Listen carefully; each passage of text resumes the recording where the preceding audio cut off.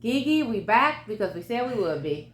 Yeah, we did. And it's week 2 of football, folks. Week two. I got a little left over from week 1 before I get into week 2. It immediately gave me a headache thinking about week 2.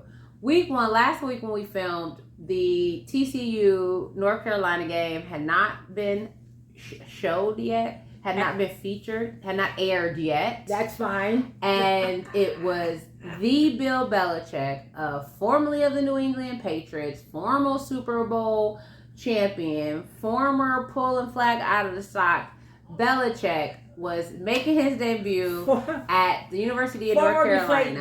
Former Deflategate. And debut it was. Oh, not the kind he pictured, though. I don't think it's the kind anybody pictured. Now, before we go into what probably went into it and why it was the debut that it was, TCU looked good. They got a running back, Barnes. He was breaking all the tackles. He couldn't be stopped.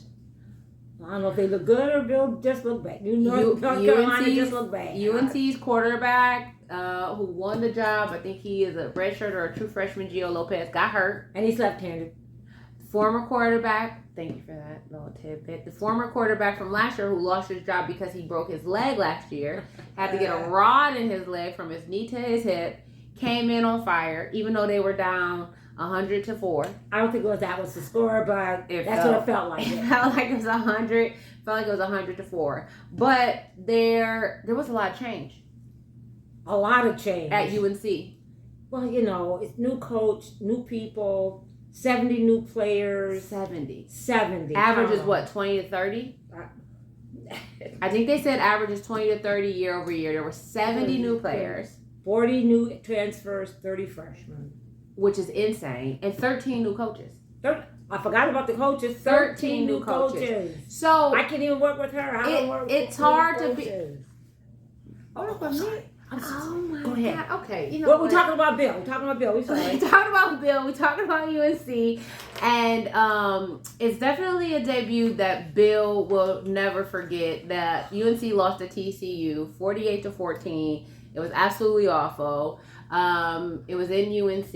And redeemed themselves for week 2 against Little Charlotte. But it was bad last week. We had to bring it up. Well, we had to, because you know what? The only thing I like about Bill, no matter what, he never breaks a sweat and his face never changes. I don't know what Bill's using, but I want some of it because it's like a straight face every day. He scowls. All the time. And it does not matter. It doesn't. Who, why, when, what, where. Did you also notice that he did not talk to the commentators? No, he did not.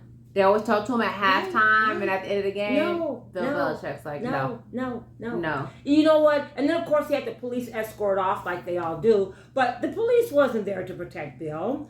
That was to protect Bill from the reporters. They didn't want him going after anybody.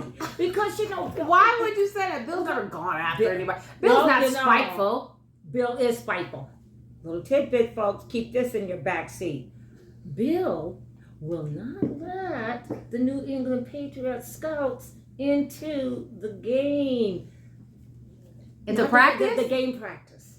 Everybody else can come in. Well, of course, Patriots ain't having that. They got their lawyers out. He got his attorneys out. Oh my, okay. I'm just saying. I am glad. That is ridiculous for them to.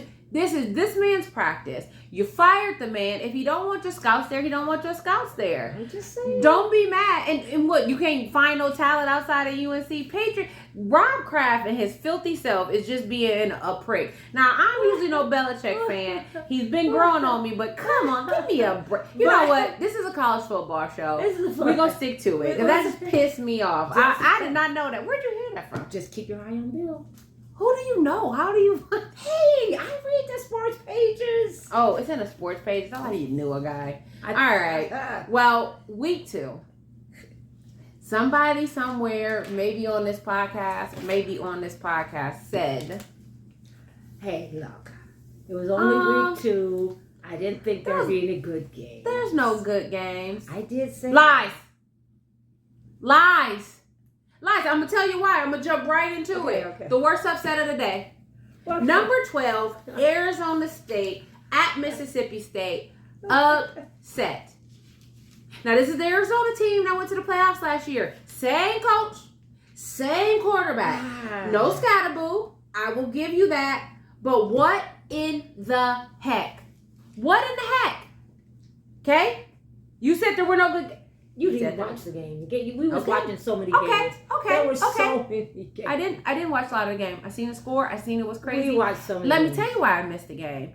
Besides the fact that it's the weekend and we all have to life, because let's be honest, this podcast isn't paying us anything. Look at our decorations. We upgraded. Is this an upgrade? No. But okay. Calm down, Kel. Calm down. Keep me calm. Bring it down. We didn't get to watch it. So I missed a few games. However, when I did watch games, I could not peel away from games I thought, we could peek in and out, because next up on the upset train, next stop, University of South Florida goes to the Swamp and beats number 13 Florida. What say you, Bill Napier? I say Bill was like, I don't know where Bill was, but you know what? We did get into that game. There's just so much college football. Same coach. Yep. Same quarterback. DJ Lagway is a decent quarterback. Am I crazy, or was he in a running for the Heisman last year? And I think he got hurt. Lagway. I think he got hurt. But let me tell you what. I said it. They were giving them 16 or 18 and a half points. And I said, I'm not saying USF is going to win, but they're going to keep up with Florida. They're coming off of a big win and a big upset last week against number 25 Boise State. Yep. And I always say this. I don't always say this, but I've been saying this lately. There are several states where I feel like the football player pool is neck and neck in the state. And so when they go up against each other, either it's the same style, or I know you from high school, and those states are Ohio, Florida, Texas, and California. Yep. I feel like those schools have a different kind of pool, and I feel like you don't make it to Florida, Miami, you probably will end up at USF, but you gonna play a hell of a lot better than if you freaking play for North Dakota State. And I love North Dakota State or South Dakota State. I like them both. I don't even care. So because you're there, right? Maybe you didn't have the means to live off. Okay. I'm not getting into it. I'm not gonna get into it. Yeah, but Bill tried. And he didn't try. I'll give it up. I'll say the defense tried, because it was a very low scoring game. It was. USF wins 18-16. Walk-off field goal? Am I crazy? No. Walk-off field goal by Gramakata. Okay. The kicker. Okay. Yes. If you say so. Because I was watching that game. I got in the game, but we watched it. We watched it. But I was deep in the game. And the thing about this is, Bill, why didn't you win? They called back. Good question. They called back. South Florida scored 2 touchdowns. They called them back for penalties. Now, was that South Florida or was that Florida? That was South Florida. Okay, I'm going to believe you. They had 2 Somebody touchdowns. fact check. They called them. Go ahead. Call them back. Call them back. Here we go. Don't be saying that. We have to put a few disclaimers on this. I don't know if that was that game. That was that game. Here's the point. I wrote it down at that game. Florida paid them $500,000 to drive 2 hours from Tampa Bay to Gainesville and whoop them at home in the so-called swamp where there's supposed to be all this pressure. And now USF is going to be riding high. They have beat Boise. They have beat ranked Florida. They head into Miami next week. And all I can say is, it is the Gee theory. That is why I think they lost. What the Gee theory? The Gee theory. What is the Gee theory? That they got up on their high horse, thought they were doing something, and then got to a game and said, oh, this is just a little game we can breeze past because we've got another game, which is a big game next week, and we can beat them. That part. Do not Without underestimate. Trimming the fat, yes. You go in there, you say, you know what? I'm not worried about this unranked South Florida. They've never beat us in the swamp. We're gonna go here, we're gonna take care of business, but guess what, y'all? We got Miami next week. You're looking ahead. That's one part of the Gee theory. You have another part, but that didn't come to fruition yesterday. It was bananas. Bill, and the upsets kept coming. I know. Oh, sorry. Kept coming. You got something else for Bill? Give him something. Well, Bill, I gotta tell you, word's out on the street. You in the hot seat. I don't think that's a secret. I don't think you have to get that from nobody. That's not a secret? That you don't need a deep throat for that one. That was the word. I think that's the headline. I think it's the headline. Oh, we gotta do better. I think that was his quote. They quote. We have to do better. No, Sherlock. You got the upsets kept coming. You told me there weren't going to be any games. The upsets kept coming. Baylor at SMU, number 17 SMU, unranked Baylor. Unranked Baylor who got beat by freaking Auburn and blew up by freaking You know what? That's not the bottom parlay. Calm down. Upset. They got upset. Like I am upset. You said there weren't going to be no games, and there were games. I was wrong.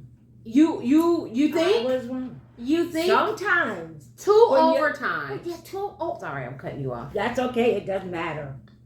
Because I was saying, what's with these people? It's week 2. We don't want no upsets now. You're playing what's the matter? Well, there was upsets week 1. That's not the point. You looked at that schedule. I did. You told me. I did. You said, oh. It was week 2. Oh, there's no big games. It was week 2. There's no games. Don't worry about it. I blew them off. I apologize. Not good enough. Not good enough. And let's move on to what could have almost been an upset. Your friend, your boy, Death Valley. Oh, do not get me started on that one. Troy versus number 8 Clemson. You don't even know where Troy is. I didn't know where Troy lying was. if you do. Nobody does. Ohio. I thought Michigan. Troy, Michigan is a popular area. I thought Troy, Michigan. And then you said something else. I said, was it Arizona? Oh, no, I did not. You said Georgia. You said something that doesn't matter. It's Troy, Alabama, y'all. It's Troy, Alabama, y'all. They go into Death Valley. They go into Death Valley against number 8 Clemson, against Cade Klubnik, Heisman Trophy prospect, and they beat Clemson the first half. They beat Clemson. Score the first half is 16-3. And thank God for the rain delay because that gave Clemson time. Literally thank God the universe, Mother Nature, somebody. Because I think it saved them. I gave time for Clemson to get it together. I'm telling you. And I didn't even know there was a Troy. But anyway, they had a quarterback that was just coming out hot, I guess, the first half. Goose Crowder. Goose, just for you. Because you showed them that we not just a little shout out to Goose. Yeah, that's what it's about, Goose. Right? That's what football's about. Oh. You know what? We and I'm gonna let you go to the thumb. So sorry. No, it's okay. We know these people. We know these teams. We know some of these college players are gonna play on Sunday, like they all like to say. That's true. But what you love about football is it's any given Saturday. You can be beaten. That playing field is even. And so shout out to Goose. Because when he went to Troy, everybody possibly didn't get any offers from big schools. He goes to Troy, gets the scholarship to do what he loves to do, to have fun, and he should be proud. He and the Troy Alabamites, I don't even know what they are. He and the Troy Baskervilles should be happy that they played a hard-fought first half against Clemson, and that wasn't the end, but I'm going to let you finish your thought. No, it was okay because I was not impressed with at Clemson. I was more impressed with Troy, even though they kind of flubbed the second half. They had like 3 turnovers and 95 yards of penalties the whole game. But, baby, you came out. The Troy Trojans. Trojans. Trojan. Hey, not wrong Trojan, but that's okay. That's okay. Y'all came out swinging for the fences. Yes. For that, I applaud you. Yes. Clemson, baby, you better get yourselves together because you got a big game next week. And if you was looking forward to it ahead of time. Well, I mean, they lost to LSU last week. And, of course, LSU is a good competition. And then they lose the first half to Troy. Now, tell it 2 halves, right? Like you always say. Yeah. Troy won the first half. They scored no points in the second half. But it showed you where you can beat Clemson. And Troy couldn't get it done, but somebody else could have. And to me, we always say this too when we're talking about when you're thinking about these big teams, and sometimes you're like, they didn't play anybody. And we know the strength of schedule is always thrown around when we get to talking about playoffs and championships, right? Yes. And so what I would say is anytime you do play an unranked team, you always, unfortunately, want your team, especially if they're ranked, or you think the ranked team, that let me go back. The idea is the ranked team should pummel the unranked team, especially a little unknown unranked team. So you hate to see it, but they have to do it because they have to show clear and unquestionable dominance. So you know that no, we don't have a big strength of schedule, but we just beat these people by 50, right? And you're not ranked number Clemson did not do that. And I told you, I said if Clemson does not come back and win by 30, I'm gonna give them the business. Now I know you love to hate Dabo. Dabo is sweet. I know you love to hate Dabo, and I'm not the biggest Dabo fan. I don't like his attitude. But respect when it's due, I give it to you. I'm not giving it to you today because it wasn't due. There. It was not there. It was just not there. And I said, for a number 8 team, you got to do better than this. I will be. You better get in that number 8. They were speaking of. Wait, where did Florida end up after the USFB in the rankings? New rankings. Florida's not in the rankings anymore. Oh, That's where they ended up at. Well, that goes to show you, Dabo. That makes sense to me. That makes sense. Plenty of room for more teams. That makes sense to me. Where did Arizona State end up? They didn't end up in that top 25 either. They're gone. Move out the way. Make room for somebody. Make room for somebody who won it. Who wants to win. So did Mississippi State end up getting ranked or no? Mississippi State did not. Okay. But just wait till the smoke clears. We'll see what's happening because they got more games to play. We know that, Dolores. Where did USF end up? USF? Oh, my God. I thought you said where Mississippi State. You said they didn't, and then you went to go into your tangent per usual. I wanted to go into my tangent per usual, but I will cut that out and said that Southern Florida moved into 18. Now, well deserved. You beat 2 ranked teams. Well deserved. Okay, so wait, what about SMU and Baylor? SMU was number 17. There's no way they're still ranked. No, SMU's gone too. Get out of here. Bro. Sorry. SMU. Get out of here. Move SMU. Over. SMU. And SMU still has still got good teams. No, they still have quarterback. Jennings, am I tripping? Is that SMU? Kevin Jennings? I think it is SMU. Doesn't matter. Pissed me off because SMU and Arizona State, and I'm sorry for backtracking, but they were the teams that everybody said, now these are the teams that are coming disrupt. We are over the old Clemson, Georgia, Alabama conversation that everybody thinks is still existing, that hasn't been existing for like 5 years, but whatever. These teams are coming to shake up, especially with this 12-team playoff. These are the teams. And like I said, Arizona State got into it. SMU, Arizona State, very disappointed. Okay, sorry. And then Clemson. That's another one. They fell to 13. They fell to 12 after being number 8. Clemson, you steady going down. But Dabo halt the skid. 4 to 8 to 13. And they play who next week? You know what? I believe we said that Clemson is going up against Georgia Tech. So put a pin in that. We'll talk about it when we talk about next week's games. I'm excited about that. Okay. Another barn burner, as you would say. Another loss. Kentucky goes to. It wasn't a loss, was it? No, it wasn't a loss. Oh, Kentucky goes into Mississippi to play number 20 Ole Miss. Yeah. Lane Kiffin, another remnant of Saban. Yes. Am I right or wrong? Yeah, you're okay. Right, you're right. Who is Ole Miss? I don't think they know who they are. They're a team in progress. Progress? You're Ole Miss. You're Ole Miss. You're in that top every year. You're in that top 25 every year. You are in that top 25 every year. You haven't been in the top 10 in a while. What are you waiting for? What are you waiting for? This is your chance. So Ole Miss, we catch Ole Miss. Now Kentucky is SEC, but so is Ole Miss. Am I right? I think so. Thank you. And as we talked about last week, I don't even know if that whole SEC is a big deal because they don't even play each other. So iron's not sharpening iron. Yes, I said that last week as well. Yes, we did. My point is this: they don't know who they are. We catch it at the end, and it's a S show. Okay, trying to keep it PG. I don't want the FDA to get us. That's true. Ole Miss's quarterback Simmons gets hurt. He already had a taped ankle, and then they roll over it. They take him out. Well, then Kentucky's quarterback gets hurt, and they say, well, he had 2 surgeries on his shoulder. And his shoulder hurts. And I find out the 2 surgeries were on a non-throwing shoulder. and now the throwing shoulder is hurt. I don't know how you get surgery on a non-throwing shoulder. I don't want to know.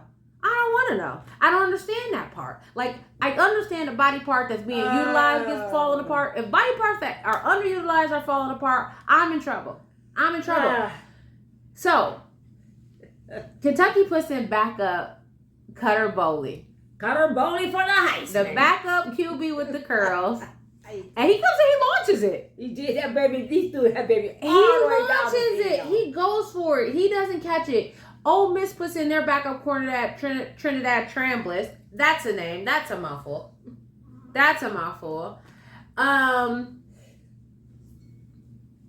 Kentucky loses, right? Score is 30-23. But Kentucky's going down. It was 20-30. And the clock is ticking. It's under 2 minutes. And they kick a field goal. Effing up everybody's parlay ticket because the spread was 8.5. Why would you kick a field goal when you're down 10 with 2? Calm down. Wait. What's the parlay got to do with this? This is football. We're not in Vegas. If you look at ESPN.com and you're checking scores, they tell you the parlay, they tell you the spreads, they tell you the totals. So guess what? Vegas is all around us. The point of the matter is they said you were going to win by a margin because they gave you some kind of accolade and some kind of, kudos for your talent. And he goes and he kicks a field goal so he can do an onside kick that didn't work. It's like a 30% chance to get an onside kick to work. This is a football show. Shout out to Vegas. You know what? This is what I'm going to say. Do Vegas own? Do you owe money? I might. Oh, good. Oh, blink if you in trouble. Are they? Okay. Okay. Moving right along. But we don't have any problems with Vegas. We love Vegas. 2 thumbs up. But that was a game because I thought maybe, just maybe, it was skimming. I thought Kentucky was going to pull it out. And you know what? I didn't give to Kentucky credit because they didn't cover the spread last week against a MAC team, University of Toledo. And I thought, Ole Miss is going to go ahead and take care of them. I don't even know why they gave them 8.5 points. Boy, was I wrong. You know what my thought was watching this game and watching those last few minutes? It was sad. And I thought, fallen empires. They are. They're more that. Unfortunately, it's true. Because I just look. I should shut my mouth and say I'm looking at what these games are, but it's only week 2. I predict, and you can take it to the bank, that we're going to have some ups and downs in this top 10 all year. Because I don't think that's a secret. I think the way week 1 was set up, where 6 ranked top 10 teams played each other, it was inevitable. And the thing of it is, as we go along, mark my words, it's going to be flip a coin come conference time. All right, please. I say that because come playoff time. I cannot believe that some of these teams are playing the way they're playing this week 2. I did it a little early, but mark my words. I think it's a no, man. Well, the game of the day, the primetime game. Number 15 Michigan was going into number 18 Oklahoma. Now, I was corrected. Somebody corrected me, and they said Oklahoma is now in the SEC. Did they change? I believe so, and I'm going to double check. I have to give a shout out. It was my big brother. Really? Yes. My big brother told me. He said he watched the show. He said, y'all are crazy. They're not in the Big 12 anymore. They are in the SEC. And I said, neither here nor... Why was we even talking about Oklahoma last week? Why is Oklahoma? Maybe Big 12. Oh, Big 12. Nobody even said Big 10. You're really... I got Big 10 on my mind. You know what? Now he's going to give me the business about this because you took us all the way to another spot. But Oklahoma... Big 10, Michigan goes to Oklahoma in the SEC. I will confirm right now. That was the game of the day. You wanted to watch it. I wanted to watch it. What are your thoughts? I wanted to watch it because they had a new quarterback, Bryce Underwood. Yes, true freshman. I didn't get a chance to get all the stats down today. But we don't need you to write down the stats. We don't need you. You can go to these sports pages and get all the stats. But get on the internet. On the internet. But the thing of it was, I was kind of impressed. And we haven't been impressed in a while with Michigan, but especially with the quarterbacks. But this guy come out and he did a good job. And then Oklahoma, I didn't get them either. I think I don't know how did we not get them that game. I think I had notes, but I must have ate them. What that and the We excitement have food. We have food. and the excitement. I was drained. After that, I didn't even watch I did not even watch a full day of football. And by Oklahoma, Michigan, I was drained, and we didn't even have the West Coast games coming on yet. Yeah, really. It's almost like thank God the West Coast games aren't dominant this year because I mean I like to catch them, but it's just like you know how sometimes you don't like to miss. I mean you can sometimes miss them, but I cannot believe this was my thing. Everybody told it Michigan's defense. Right, they did. Oklahoma had some answers for them. The thing I like about these two teams, they both had good defense. I think defense is going to be the name of the game for a lot of teams. Some of the teams came out that you did not expect to have defense. Yeah. Prove me wrong. Well, I think Herb Herbstreit said it last week or a few weeks ago. Defense always gets going faster than offense. True. Same in baseball, True. where pitchers normally get going faster than batters, right? True. Same thing. True. So I do agree, and I also agree. And Oklahoma is SEC for the record, and so you know me. I think Big Ten. I hate Michigan, but I think Big Ten football is the toughest football. I do not care what anybody says. It is. Everybody else thinks SEC is the toughest football. I don't think So here we are, Oklahoma. I think you should think so because they beat Michigan 24-13. They did. So that lets me believe that Michigan's defense, I'm sure they were tired. I'll tell you how many minutes they were on the field. I'm sure they were tired, but they could not completely stop Oklahoma. They couldn't. The quarterback's a runner, John Mateer, formerly of is. Washington State. I forgot about him. He came over because the offensive coordinator from Washington State also came to Oklahoma. And let us not forget, Oklahoma keeps a quarterback. Caleb Wilson, Kyler Murray, Baker Mayfield, Dylan Gabriel, Jalen Hurts. Now, they didn't end there, but they said, Rattler, Spencer Rattler. Oklahoma keeps a quarterback, and you wonder why they're not anymore in the conversation. I know. Well, you joined the SEC. I think that, Big 12 is a big competition now, too, but I think they should stay in the Big 12 and just try to dominate, but I don't know. Money is the root of all evil. So there's that. But I always love to see Michigan lose. I think the young quarterback, I thought he did a good job, but you could tell he was a true freshman quarterback. I know he has all these escalates from high school, but this ain't high school. This is college football. This is college football, baby. You know?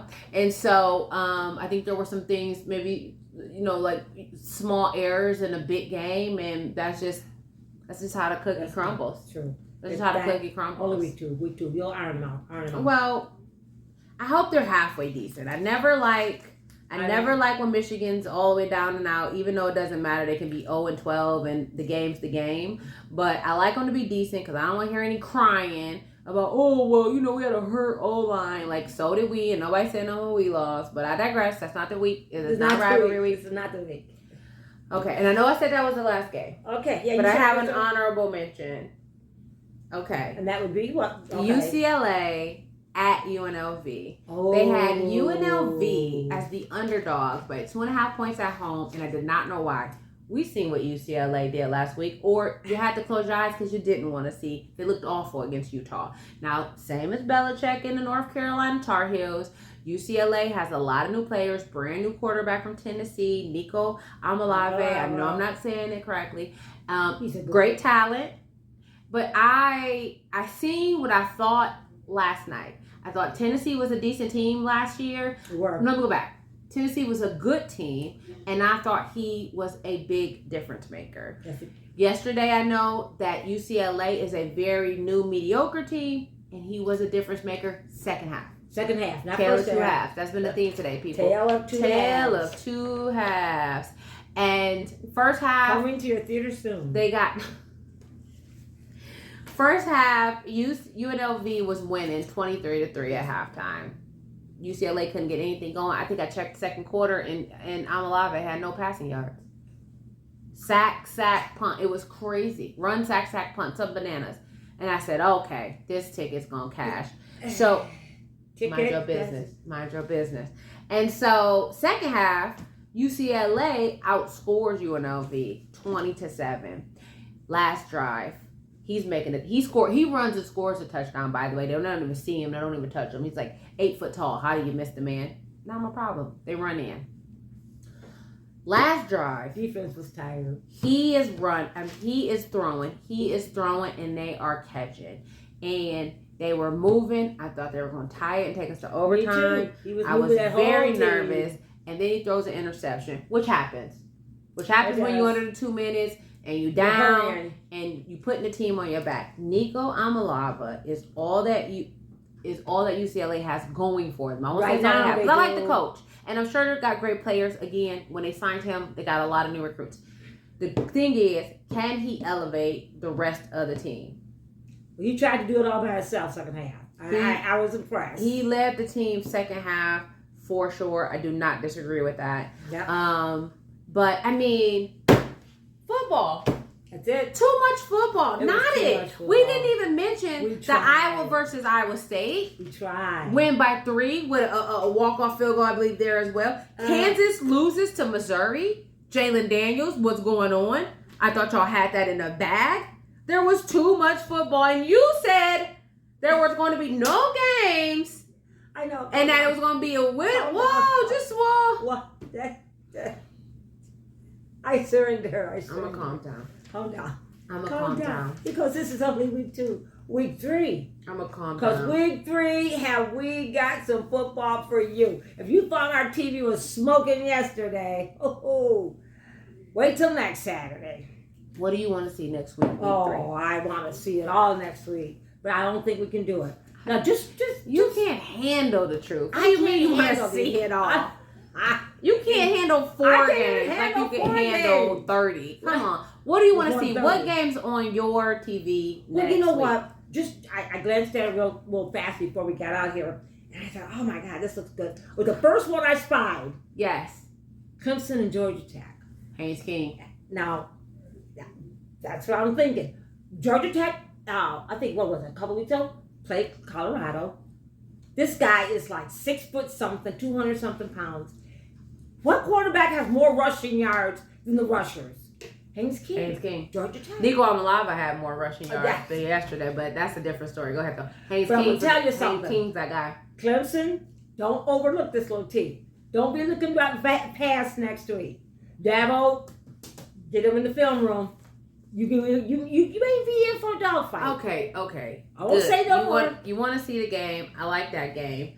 I would like to see. I'm looking forward to the newly ranked Georgia at number 6, previously number 4, which is wild, versus at Tennessee, who's ranked number 15. Now, as we formally mentioned, Nico Amalava left Tennessee last year, comes to UCLA. Just so happens the quarterback UCLA got, Joey Aguilar, goes to Tennessee. It's almost like a college trade. It wasn't a college trade because that's not how they do it. But he went to JUCO, played for App State for, I think, 2 years. Been doing great. Now, Tennessee hasn't played any big competition. They will next week. But they've been looking like a Tennessee team that they should look like, right? And fortunately, I can never remember if it was a Humboldt, the coach.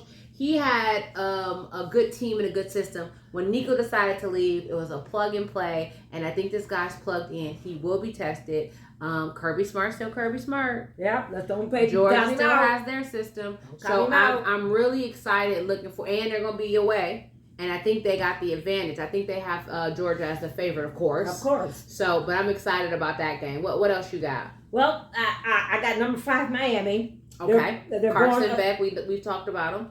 They're going up against the newly ranked South Florida, number 18. Now, I know it's a stretch. It's a stretch. I got a little excited about South Florida.